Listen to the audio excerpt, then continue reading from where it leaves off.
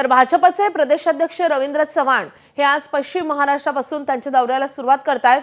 पुणे पिंपरी चिंचवडमध्ये रवींद्र चव्हाण यांच्या उपस्थितीत प्रचाराचा शुभारंभ केला जाईल। पुण्यामध्ये केंद्रीय राज्यमंत्री मुरलीधर मोहोळ, उच्च व तंत्र शिक्षण मंत्री चंद्रकांत दादा पाटील यांच्या उपस्थितीत प्रचाराला सुरुवात होईल। सकाळी 10:30 वाजता त्यांची पत्रकार परिषद होईल, ज्यामध्ये निवडणुकीसंदर्भातल्या महत्त्वाच्या मुद्द्यांवर चर्चा होईल।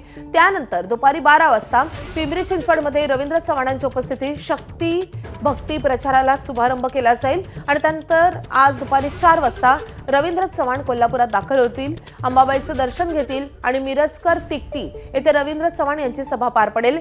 या सभेतून रवींद्र चव्हाण कुणावर निशाणा साधणार याकडे लक्ष असेल।